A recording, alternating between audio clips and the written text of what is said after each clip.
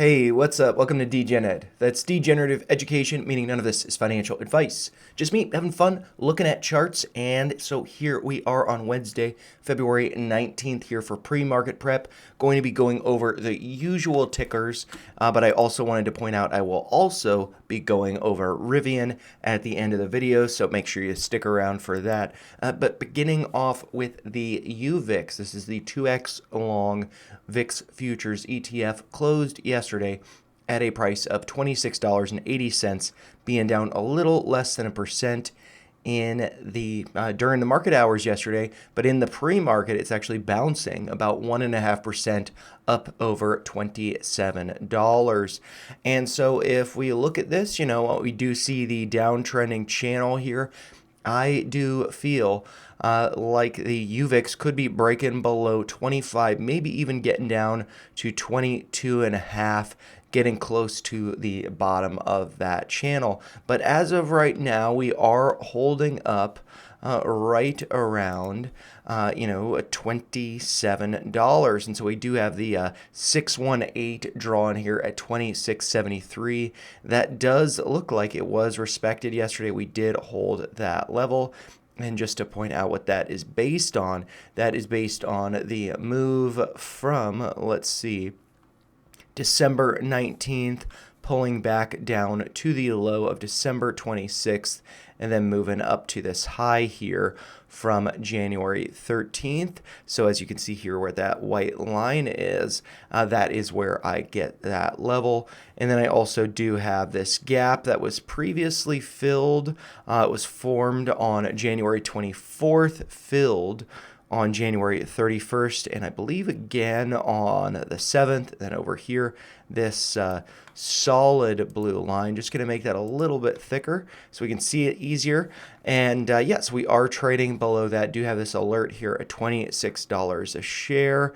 But if you do notice these kind of, shaded red, green, red boxes, we have gotten to and out of this red box here. And so this has gone on for about 2 weeks. We can see, I believe, 10 candles from the beginning to the end of that box. And so that does make me think we could be getting near a bottom soon, start to see some volatility in the market soon. And so what I have done personally, I have a very small position, in all honesty, just one share at $27. And I, just have a limit order placed at 20%. I don't know exactly where that's at. You can do the math on it if you like. And I do have a limit buy for another share at 26 if we do dip down to there, as we did hit 26.36 yesterday. And the reason why I have a limit sell order at 20% is because over here during these spikes, I did not have a limit order set. I was waiting for the stock price to get up to this blue line here at around $40 a share, and that did not happen. And I could have made, I believe, 30 to 40% on this bump, bought back, done the same thing again. And so, do we get to 20%? Maybe not. I think it's around 32 something. So, we do have the 50-day moving average here at around 32. Looks like at 31.76 currently. And so, maybe 20% doesn't get filled, but then, I will just continue to DCA as this bleeds, as this fades, I should say. It's not really bleeding. And then take advantage of that swing. So that's what I'm planning to do with the UVIX. If we do look over at the 10-minute time frame, we did kind of bounce around yesterday. That 618 I was talking about at 26.73, hitting that low of 26.36. And then it does look kind of like we had formed this like little downtrending resistance over here that we have since broken out of. Yesterday's pre-market, we were kind of flat, but then it looks like we gapped up in the pre-market. So we'll have to see where we open up at if we're opening above $27 a share or lower. But yeah, I think that this is just a great way to kind of hedge the markets if things are going higher. Maybe this does pull back. And over here, looking at the VIX, this is the Market Volatility Index. that closed yesterday at $15.35. Does not trade in the pre-market or after hours. But what we can see is over the weekend, on the 14th over here, we then gapped up into Tuesday, the 18th, and then kind of consolidated, forming what looks like a little bit of a downtrending channel. I could draw a trend channel around this just to kind of highlight it, but I will be deleting that.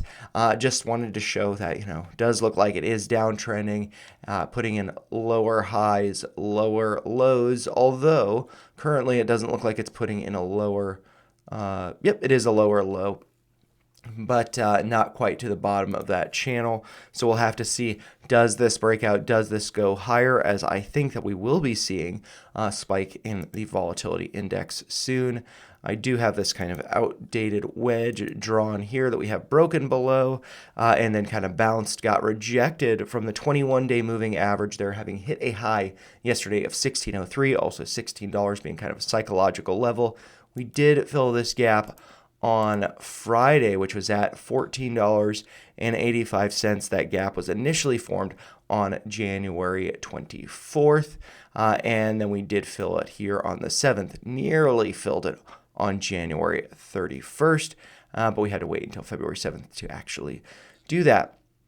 But yeah, I could see this spiking up. I do have this alert here at $20 a share. It's just kind of a level that, when we start to see heightened volatility, I had initially thought that that was a good level to kind of see that, let's see, just get that lined up. When we do get up to 20, we might see a big move like this, but actually 20 has kind of served as a nice level to keep in mind that we might be going above 20 by a little bit, but we will be cooling off right around that level. Could be coming down to around $12.70, maybe $13 a share, coming down to this white downtrend. So, good to keep that in mind. Maybe even coming down as low as $10.62, the low before this big move up. So yeah, lots to keep in mind there. And then flipping over to the SPY, this is the S&P 500 tracking ETF, closed yesterday at a price of $611.49, being up about 0.3% on the day in the pre-market, pulling back a little bit. But what we can see is on Friday of last week, on the 14th, we did hit a new all-time high with the SPY hitting a price of $610.99, getting above the prior high by about 20 cents. And then on yesterday, Tuesday, we hit an even higher high of $611.49. We actually closed at that high, put in a hammer candle. So looking pretty good there, although a hammer candle could be viewed as a hanging man candle after you do see some upside moves that could represent a topping signal. And if we do look at the volume on the SPY, we do see that volume has been kind of steadily going down. The highs have been lower. And with this putting in a new all-time high, that could be suggesting some weakness there. Maybe we start to see the MACD roll over and we start to see some consolidation. If we do see a pullback, I would like to see it holding above about $600, really 603 or so.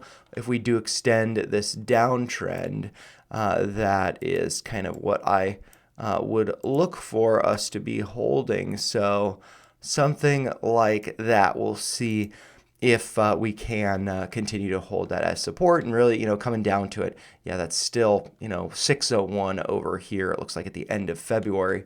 So we'll see if we get a pullback. Might be some nice retests there to maybe get some shares at a discount, but also maybe not. And I'm also just going to clean up some of these levels so we don't have too much clutter.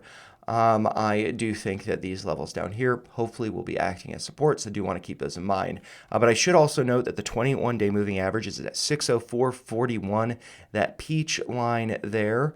And yeah, so maybe we do pull back to that. But it does look like this little squiggle that I've drawn there has more or less played out with us getting to those new all-time highs. But if we do switch over to the 10-minute time frame to look at how this traded yesterday during market hours, it does look like it pulled back quite a bit, coming down to 608, kind of getting a fake out. And we did hit during the pre-market on yesterday. On Tuesday, we did hit an even higher all-time high of 612.31. And during the after hours and pre-market for today, was this, yep, for the 19th, we do have a lower high there, and we are hanging out right around the prior all-time highs of 610.78. So we'll see if we hold above that, or if, like what I think might happen, we might get kind of rejected and to pull back to around maybe 605. Keep that in mind. But yeah, looking at this here on the 10-minute time frame, I'm going to flip over to the SPX. This is, I think, a better tracker of the S&P 500 that closed yesterday at an all-time high of $6,129.58, being up about 0.25%. This does not trade in the after hours or pre-market. And just looking at this on the 10-minute time frame, this makes me think that we were, fighting this downtrending level of resistance. I can actually draw this out here a little bit, give kind of a more macro view. And so, yeah, we were contending with that downtrending level of resistance with the prior high of 6,128.18, closed above that. But if we notice, we were just kind of fading lower here. And in the last 10 minutes of trading yesterday, we got this massive pump to the upside. And so what I think that probably looks like is, closing at all-time highs, making headlines, getting retail to see that number on the news shows, on the legacy media. We are, and actually some of the stock coverage that they do, I think, is actually all right, but Jim Cramer, don't listen to him, inverse him. But you can see that this is at, closing at all-time highs. That's going to make headlines. That's going to make retail think, oh, the stock market's at all-time highs. I want to put my money there, but this is actually going to be institutions wanting to offload their bags. So I do think that, like I was talking about with the SPY, we will see a retrace to that downtrend and then maybe get to all-time highs. So, or, maybe roll over, get down to like 6,100 or so, the blue line here that we did retest over there. So yeah, if we do look at this on the bigger time frame, I had kind of erased these blue lines on let's see, the other chart, and I might actually delete them here, because if I am drawing little doodles that suggest where the stock price or the ETF price could be going. And what did I just delete there? I wanted to delete that doodle. Yeah, I think that we could be pulling back to this downtrend, so I am just going to extend that a little bit over here. Yeah, because the doodle, I guess I should update my doodles. Since we did get to an all-time high there, I think that this could be pulling back down to like this light blue downtrend, and then maybe going higher, and that downtrend would be getting to around $6,035, maybe $6,040 a share. Gonna delete these prior gaps that were filled, just because we got this kind of confluence of levels here. This downtrending parallel channel, the light blue one. We might be seeing that acting as support, and I am just going to flip over to the SPY to delete this over here. Did I have something drawn on the 10-minute? Nope. So I am just going to kind of draw the same type of thing. Doodle coming down to here before then going to all-time highs. So yeah, I think that we will be seeing probably a little bit of a pullback, but maybe I'm wrong. Maybe this does kind of break out. And then also I did want to point out another reason why I like to look at the SPY over the SPX. There's no volume down here. That might just be for how I'm looking at it in Webull, but we can see the volume clearly here in the SPY. So I like to look at this one for the additional data down here. It's also an easier number to digest, to trade, but the the SPX, I think it's just a better evaluation of all-time highs, stuff like that. Because last Friday on the 14th, we didn't get to the all-time high with the SPX, but we did with the SPY. But anyways, let's look over at Bitcoin real quick. I did want to point out, these levels, I've been talking about them, really, really excited about them. Where did we pull down to? Yesterday, we came down to a low on the 18th of $93,328.10, give or take. These are Webull numbers. They tend to be a little bit wonky. But look at this. Look at this red uptrend. We kissed it. We barely got to it. We also pierced that 786 at $93,526.71. Barely pierced that. Look at that, right in between those levels. So a convergence of levels there. We are still putting in higher lows here that go back to January 13th, the low of sub 90,000. Then on February 2nd, we hit a low of right around 91,350. And then yesterday we hit a low of 93,328.10. And so that was a great dip buying opportunity. I did pick up, just $10 worth of Bitcoin, so nothing too crazy there. But that's in addition to my daily $5 DCAs. So I was glad to add a little bit more aggressively. And I do have incremental additions going lower, 93, 92, and I believe 91. I don't think I have 90 because we hit the low over here on February 2nd of 91,350. And so if we break lower than 91,000, it might be kind of a falling knife and then I wanted to reassess. And so looking at this here on the daily, we are still trading right around this downtrending resistance line, which we did break below here, break above here. And so we are now back at around 96,000. I'm wondering if we're going to make a run for 100 or 102, $103,000, or if we are going to break this uptrending level. And so we'll have to see. I'm just going to doodle this up here to see if we get something like that and maybe something like that.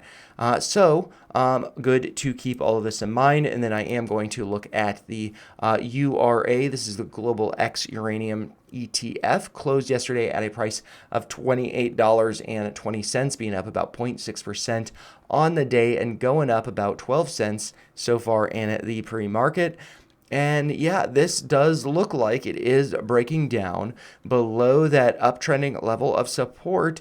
Did get a pretty big red candle on the 14th, coming down over 3% on the day. But then on Tuesday got this hammer candle, which following this downside move might be suggesting a reversal with this big wick to the downside, having gotten to this gap that was previously filled, on Friday, that was at 27.99. We hit a low yesterday of 27.82, and so I am wondering if this might be getting a move back up, but then maybe ultimately a rejection to head to these lower levels, right around $25 a share or around $24.50. So that is where I would be looking to add to or to establish a position with a either URA ETF or a different stock that focuses on nuclear or uranium.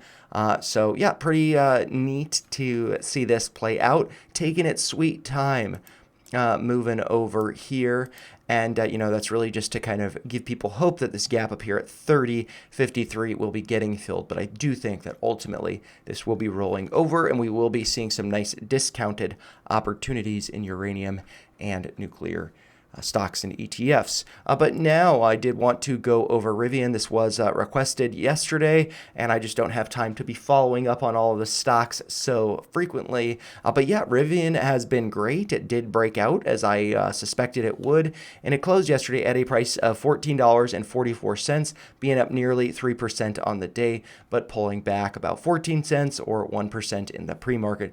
And so the thing that I was looking at with this yesterday was that 50-day moving average that is currently right around $13.51. And so I saw yesterday, if we do look at this at the 10-minute time frame, maybe $13.51, maybe I should mark that on the chart. But yesterday, it's probably going to be right around here. This came down to around $13.99. And then over here, $13.59, it looks like the low during the day was $13.54. So right at the start, market opened, came down to the, I guess this is the 2,000 minute marker. So 200 moving average times 10 minutes, so 2,000 minute marker. We did pierce that right when the market opened, but then we bounced higher, finding these other moving averages and going higher. And so, yeah, I was a little bit concerned that this was going to be fading, pulling back, but we did get a nice move higher and actually hit a high during yesterday's after hours trading session at 1448.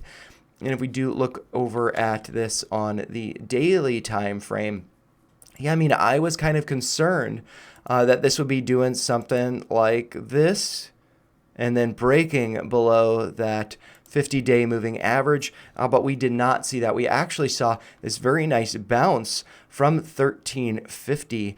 And yeah, so I think this is looking really good. I think this is looking strong. Also, if we look at the volume, we see that as the stock price is progressively moving higher with big bar candles. Here, it looks like an inverse hammer candle showing that bottom there. And then we got a, let's see, 6.5% move on the Thursday, the 13th, then a gap up. Maybe I do want to mark that gap in case we do revisit it. That was based on a a close from the 13th at a price of 1330. Do have that marked correctly. Just going to make that a dashed line because it is a gap that has not yet been filled. So we will see if we do pull back to that level. But anyways, on the 14th, on Friday, we went up 5.5%. Did pull back a little bit, so it got me a little bit anxious there, but then ultimately went up nearly 3% on Tuesday with increasing volume. Also, the MACD looks like it has, just flipped into the green, and it does look like that is progressively going higher. And the RSI is at 62.19, so not yet in the overbought territory, which would be 70 or above. And so for me personally, I had shares in this, and I think my average was at 1169. I just thought the 69 was funny. Only had a couple shares, so nothing too crazy. But when there was the, the DeepSeek scare on Monday, I didn't necessarily panic, but just wanted to lower my risk. I sold my shares. I had this alert here at 11:03, thinking that, well, if I think it's going to be breaking down below that, the levels over here getting close to my average. So here on the 3rd, I think this was the Monday that there was the DeepSeek scare.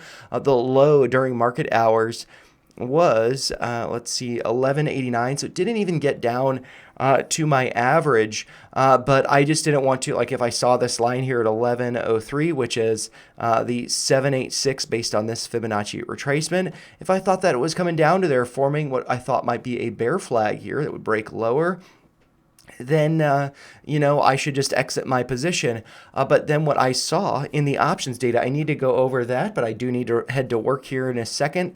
But what I saw in the options data was, there's some bullish signals. And so I just got one call, nothing too crazy. I forget how much up, I think around 30% right now. I could have taken some profits, but what I have learned from holding calls like Intel, like BlackBerry, I exited too soon. And so that was with a number of calls that I had held. With Rivian, I only have one call at no shares. And so I don't want to sell at 30%. What I'm looking for is getting up to this red line of around 1550. I do have an alert there at 1549, which was the highs over here. I'm just going to actually make that line a little bit thicker so it's easier to see. And so I am planning on just selling my call whenever this alert goes off, which I think could be happening pretty soon. But that doesn't mean that I don't think it's going to be going higher. I just, calls can go to zero. So I think it might do something like this and then maybe pull back to that gap. Maybe a good time to buy some calls down here before it then starts to head higher. Or maybe it does roll over. So good to keep that in mind. But anyways, do want to go over the options data real quick. So this is the data from the 18th. We can see the volume was positive over the course of the day. It suggests buying of contracts. We do see the stock price started low here. It was negative, dipping, pulling back on the day, but then it went up and then it went higher. So that's looking at it in yellow, looking good there. Looking at the net put premium, we see that's in red, that was negative over the course of the day. So that's selling of puts, that's bullish. And then we see in green the net call premium. So this is net put premium, net call premium. The net call premium was positive, went up over the course of the day. And so just looking at the numbers here, the net put premium came down by over $500,000. whereas the net call premium went up by over $1.6 million. So that's over $1 million going long, over $500,000 going short, or so going long by selling puts, I should say. That's on the short side, but selling them. So that's going long, and or not going bearish anymore. And we do see this volume here is positive, suggesting that while we saw more premium on the call side, that going up, and that just being basically 3 times the amount that the put premium was going down. So overall, that's just bullish, more buying, and so that's going to be on the call side. We do look at the bearable slider here, 47% being the majority on the bullish side, considering that neutral zone there in the middle. But overall, seeing a net buying volume increasing, net call premium increasing by about 3 times as much as the net put premium was coming down. Overall, that just looks bullish to me. And if we go back over the past 7 trading days, we do see that the stock price is going higher. We did see a higher net call premium going up by 3.11 million on the 13th, the 13th over here. That did fade a little bit coming down here. But if we look over, I had done some posts on Intel with the net call premium going up and then coming down, suggesting that, this is really just some people taking profits, but that does not mean that the move is not over yet, because as you know, Intel kept running. And, if you took this as a sell signal, you missed out on further gains. And so, I think that Rivian is going to be going up to at least 1550 if you're in short dated calls, which I personally am not. The one call that I have expires in January. I just want to make sure I lock in those gains and then maybe feel a little bit more comfortable about buying back in. If I take, let's say, 100% profit up here, that's great. Then I would feel more inclined to buy back in at maybe my average down here and then to ride this further. So I think Rivian's looking great. I think it's going to be going up to 1550, if not 1665, the high over here, going beyond that. But anyways, I got to get headed to work. And as always, those are just my thoughts. If you found them helpful, make sure you like the video, share your thoughts in the comments down below, and make sure you subscribe to the channel for more videos like this. Have a great Wednesday. Take care, you guys.